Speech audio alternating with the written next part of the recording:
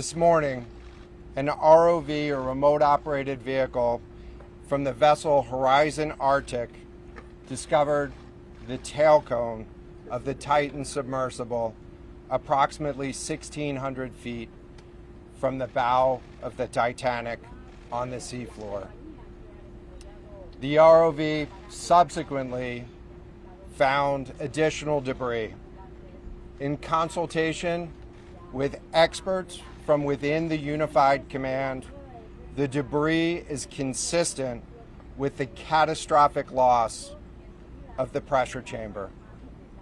Upon this determination, we immediately notified the families. On behalf of the United States Coast Guard and the entire Unified Command, I offer my deepest condolences to the families. I can only imagine what this has been like for them, and I hope that this discovery provides some solace during this difficult time.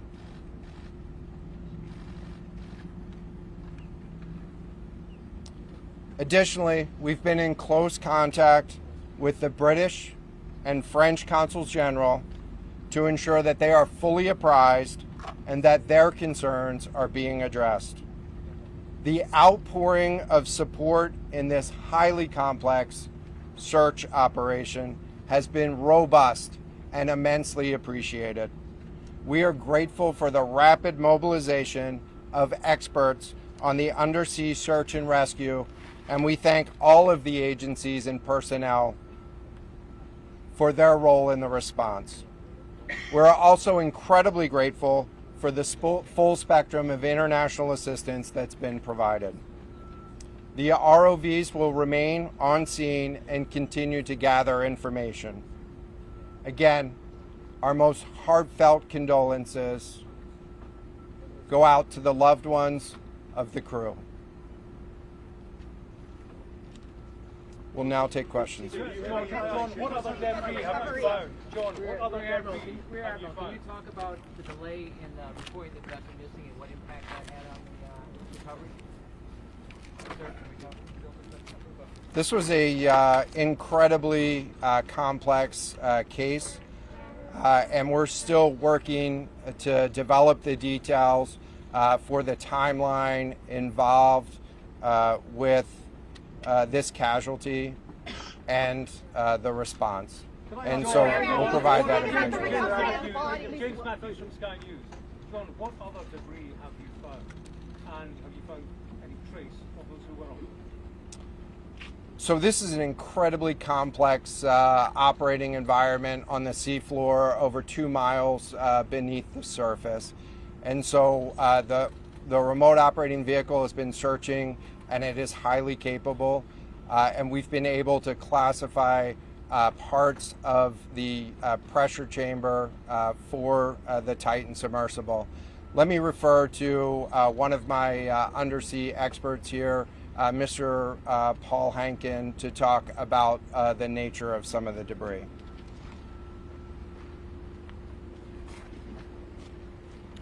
Thank you, Admiral. So essentially, we found 5 different major pieces of debris that told us that it was the remains of the Titan. The initial thing we found was the nose cone, which was outside of the pressure hull. We then found a large debris field. Within that large debris field, we found the front end bell of the pressure hull. That was the first indication that there was a catastrophic event. Shortly thereafter, we found a second smaller debris field. Within that debris field, we found the other end of the pressure hull, the aft end bell, which was basically comprised of the totality of that pressure vessel. We continue to map the debris field, and as the Admiral said, we will do the best we can to fully map out what's down there. Admiral, if I may. Thank you very much. It's a very difficult question to ask, but it will be an important one for the families, of course. What are the prospects of recovering the bodies of the missing crew? So the questions was related. I'm restating the question from the standpoint of sometimes it's hard to hear the question here. What are the prospects for recovering crew members? And so this is a incredibly unforgiving environment down there on the seafloor. And the debris is consistent with a catastrophic implosion of the vessel. And so we'll continue to work and continue to search the area down there, but I don't have an answer for prospects at this time. Admiral, it's Thomas Costello at NBC News. Is there any suggestion? Sorry, any suggestion at all that the sub itself collided with the wreckage of Titanic, or that instead it might have imploded above the wreckage and then rained down nearby? So the question was, is there any question as to whether or not the sub collided with the Titanic or whether it imploded above and debris field created from that? So the location of the Titan submersible was in an area that was approximately 1,600 feet from the wreck of the Titanic. I have an expert here that is familiar with that area and can talk about the debris field and what the debris field indicates in terms of where the casualty may have occurred. Rear Admiral, really quickly, can you tell me when that Wait, let's get the massive fleet expert will be voice, called please. back? Hang on a second.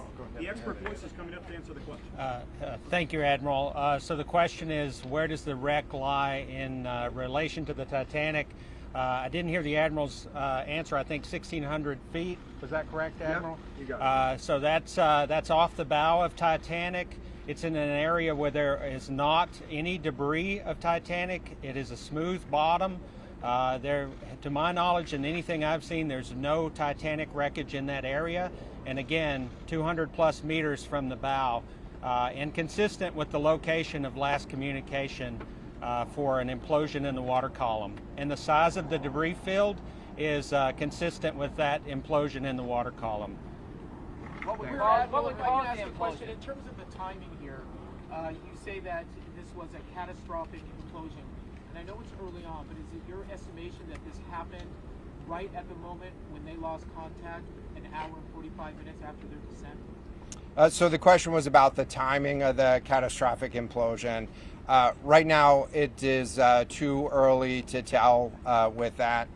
We know that as we've been prosecuting this search over the course of the last 72 hours and beyond, that we've had sonar buoys in the water nearly continuously and have not detected any catastrophic events when those sonar buoys have been in the water. So. Can you describe what happens from here, sir, in the next days and weeks in terms of finding any more debris? What happens from here? So we will. The question was, what happens from here? What's the next phase? And so right now, again, our thoughts are with the families and making sure that they have an understanding as best as we can provide of what happened and begin to find some closure. In terms of the large process, we're going to continue to investigate the site of the debris field. And then I know that there's also a lot of questions about how, why, and when did this happen. And so, those are questions that we will collect as much information as we can on now, while the governments are meeting and discussing, what an investigation of this nature of a casualty might look like. This is something that happened. I'll just remind everybody. This is something that happened in a remote portion of the ocean with people from several different countries around the world And so it is a complex case to work through, but I'm confident that those questions will begin to get answered. From the UK, is there any suggestion that time factors, speed, anything could have prevented this or saved the 5 people on board, or is this quite simply a catastrophic accident? The question was there any suggestion that time factors may have played a role or a consideration in the casualty here? And so the debris field is consistent with a catastrophic implosion of the vessel. Again, while we were prosecuting the search, we had listening devices in the water throughout and did not hear any signs of catastrophic failure from those. And so we're going to continue to investigate, or we're going to continue to document the information there and understand, based on all the information we have, the timeline. What does this mean for the resources required for the investigation? Which should be pulling out in coming in? So the question was, what are the resources required for the investigation, and which ships will be pulling out and staying in? And so it's too early for me to talk about an investigation. That's a decision that's going to be taken outside of the search and efforts that I was leading. But we do have a number of vessels. We have 9 vessels on the scene right now. We had medical personnel on scene. We had other technicians on scene. And so we will begin to demobilize personnel and vessels from the scene over the course of the next 24 hours. But we're going to continue remote operations on the sea floor. And I don't have a timeline for when we would intend to stop remote operations on the seafloor at this point. Admiral, as a result of this, do you think there should be changes in the way these are safety rated or inspected so that this won't happen again? Yeah, the question was essentially about do you think that there should be changes in safety ratings or inspection for these standards? I know that there's a lot of questions about why, how, when this happened, and the members of the Unified Command, have those questions too, as professionals and experts that work in this environment. And this is an incredibly difficult and dangerous environment to work in out there. But those questions about the regulations that apply and the standards, that's going to be, I'm sure, focus of future review. Right now, we're focused on documenting the scene and continuing the subfloor. I know we don't know the timing here. We don't know the timing here, but there was the banging noises yesterday that redirected and redeployed the ROVs to this area. Is there anything conclusive in those noises, and did that redirection and then finding this debris field today all help? So throughout the search efforts, we reacted to the information that we had available to us, and while we continued to send it off for deeper analysis. Again, really complex operating environment for us to work in. Let me check with the experts, but there doesn't appear to be any connection between the noises and the location on the seafloor. Again, this was a catastrophic implosion of the vessel, which would have generated a significant broadband sound down there that the sonar buoys would have picked up. This will be the last question. Admiral, if you talk about the ROV that dropped into the ocean today, it arrived early this morning. It seems it swiftly was able to find the debris field. If you could talk about the speed of that, and also were all of the assets involved moved as swiftly as possible to the area? Was any help turned away, as some lawmakers have criticized the government? This was a incredibly complex operation, and we were able to mobilize an immense amount of gear to the site in just a really remarkable amount of time, given the fact that we started without any sort of vessel response plan for this or any sort of pre-staged resources.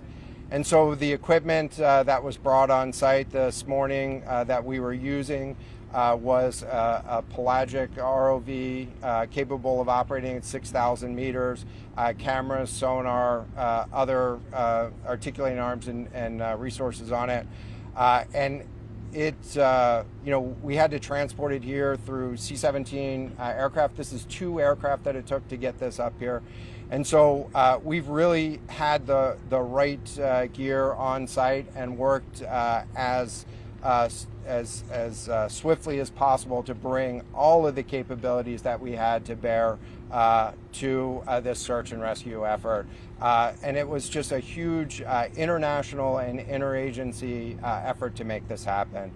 So I'm really grateful for all of the responders that came out to support this and really search for the vessel. It is a difficult day for all of us, and it's especially difficult for the families, and our thoughts are with the families today. But this was an immense support, and we had the right gear on the bottom to find it. So thank you. Will you attempt to recover the bodies, can we ask you? The victims, will they be recovered? Thank you so much, everyone, for attending this afternoon. There are no future planned press conferences. Updates will be shared to the USCG Northeast Twitter page, and our staff will be available to take down any questions following this. Can you Thank spell you. and give us the names of the 2 gentlemen who spoke? I can get that back to you afterwards, just so I can confirm. Thank you.